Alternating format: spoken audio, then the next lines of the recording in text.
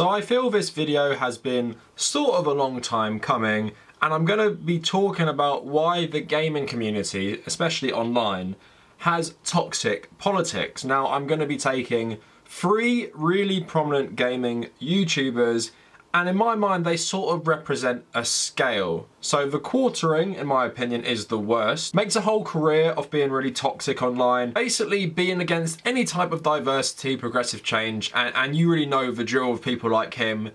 It's everything that is slightly progressive or different is, you know, some sort of plot by the SJWs. Now he is the worst example, and when I first saw his channel growing, I knew he would be big because this stuff is so popular online.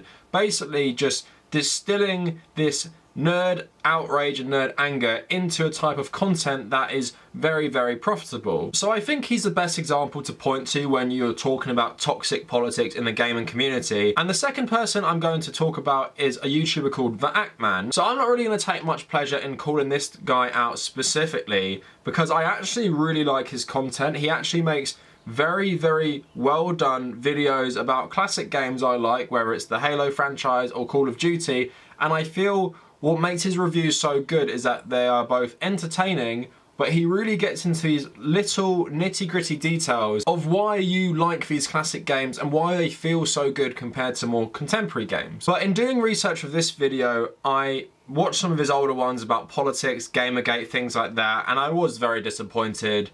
And his politics that are on display in these videos are extremely toxic. I purposely ignored his politics videos in the past because I didn't really want to make myself dislike him, but I feel one of the videos he has made is the perfect representation of everything wrong with gamer culture and how they are always pushing back against people talking about, you know, racism or sexism in the gaming industry or in video games, and he's basically regurgitating a lot of the arguments. You hear that racism and sexism are only issues if you make them issues, which of course by the tone of my voice you can tell I don't agree with.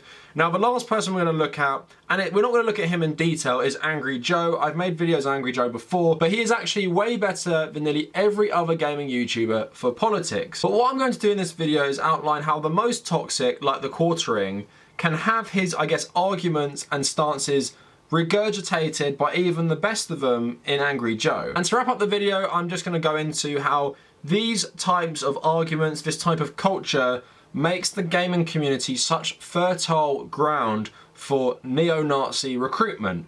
Now, I'm not saying any of these guys are neo-Nazis, although TheQuartering's defending of Richard Spencer is super disturbing, but I'm just going to point out how there is a through line between the weaponized outrage, the pushback against social change, and neo-Nazis using these young men as new recruits for the alt-right. So some of you guys might remember the Game Awards in 2018 where a furry called Sonic Fox won Best Gamer or Best Twitch Streamer. Now he is of course, like I said, a furry, but he's also a black gay man in America. So he takes a bit of a victory lap saying, you know, a guy like me who's always been treated so badly, now look at me, I've won this award, I've made it to some degree.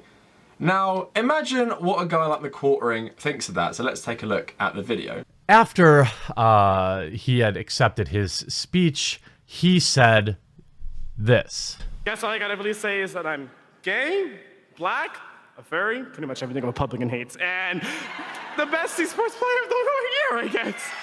Thank you so much. Ugh. Well, I'm happy for the dude. And maybe he's just, I don't know how old he is, 12 going on 8. I'm not entirely sure. But you are not as woke as you think you are, bud. In fact, you are everything you claim to be against. The fact that you would generalize all Republicans as having a problem with furries, which is absurd. You would generalize all Republicans as having a problem with black folks, which is also absurd. And you generalize Republicans as having a problem with gay folks, which is also absurd. Come on now, do we see who's the Vice President of the United States at the moment? Is it really a stretch to say that all Republicans may have a problem with gay people? Is it really a stretch to say when the president is Donald Trump?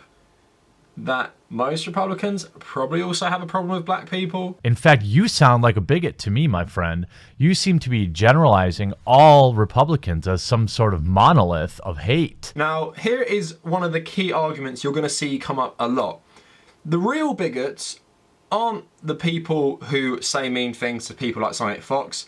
They're not the people in the gaming industry who are toxic. No, the real bigots are actually the people calling out the bigotry. If they say something against Republicans, or if they say something against gamers in general, now they're the real bigots, and they deserve a lot of their abuse. But let's see how woke he really is. We see right after, damn, made a lot of right-wingers angry today. To all of them, all I have to say is, suck my effing D. Wow. Woke. So now, apparently, this guy, Sonic Fox, taking a victory lap and maybe using some swear words means that he's not woke? Well, Sonic Fox, sorry to tell you, but you ain't woke, dude. You are not as smart as you think you are. You aren't oppressed. You live in America, dude. You go on to say, y'all have literally oppressed me my whole life. Really? You just won an award for best esports player out there. You're on a stage getting applauded by everybody in the crowd. Nobody cares that you're black. Nobody cares that you're gay. And nobody cares that you are a furry until you put it out there as some sort of weird own of people. So again, this comes up. Nobody cares. Nobody cares you're black. Nobody cares you're gay. Nobody cares you're a furry. It's not a problem until you bring it up. And again, he says because you're in America, you're not oppressed. Because as we all know, there is no history or current discrimination against gay people or black people in America. And you can imagine how much harder that is when you are both gay and black. So you can see in that video, they pretend, I don't care what you are, you can be anything.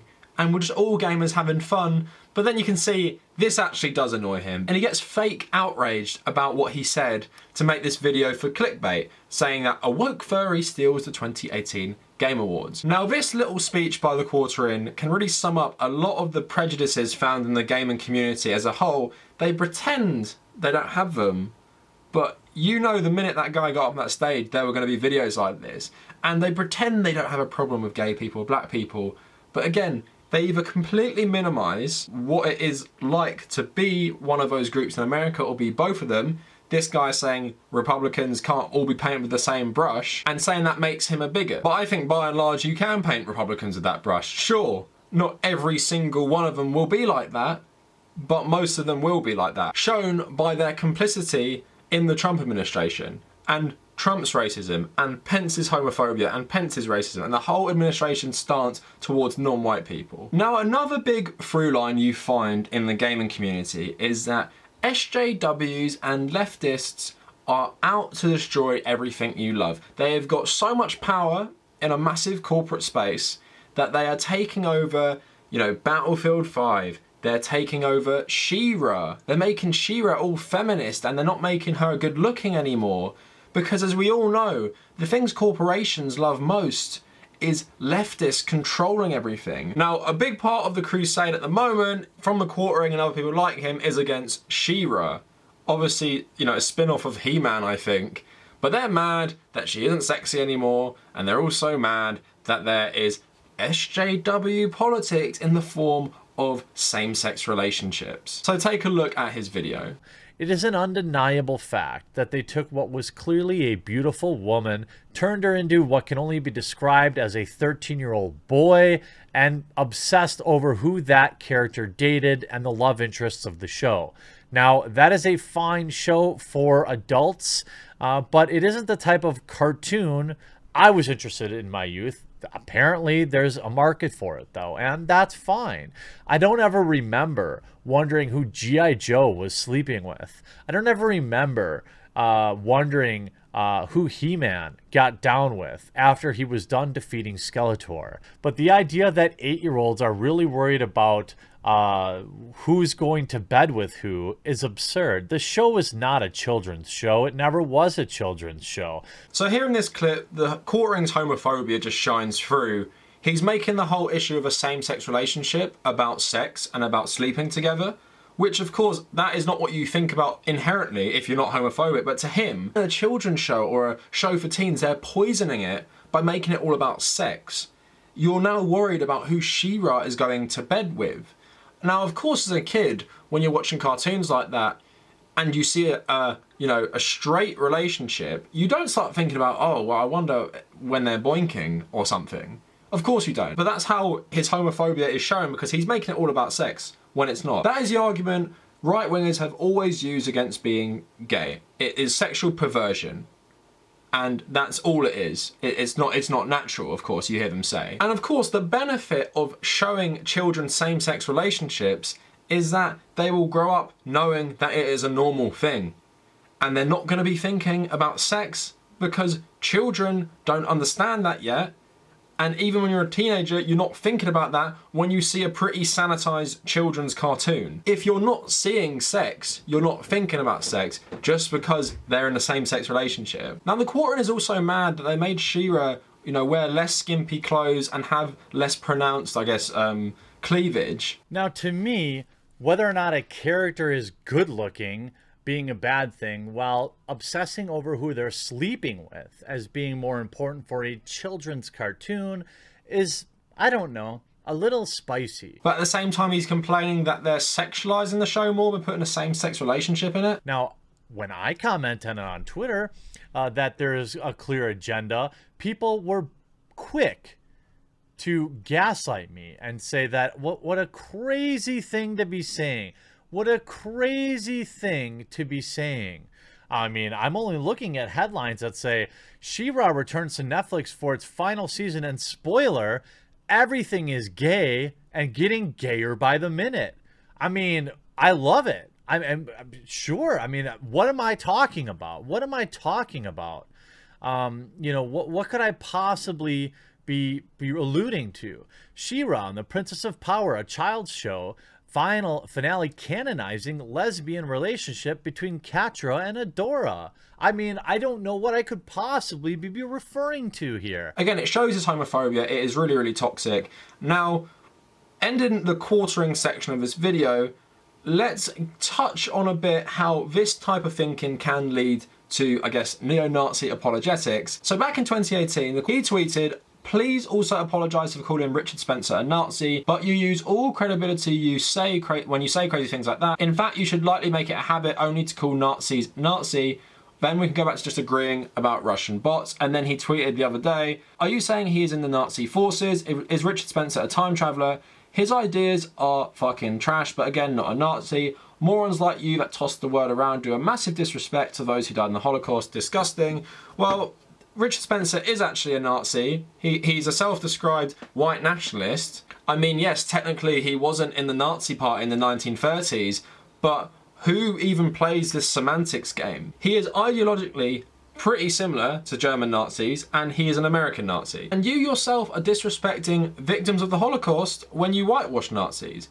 But I'm going to tie this all back in to gaming culture at the end of the video.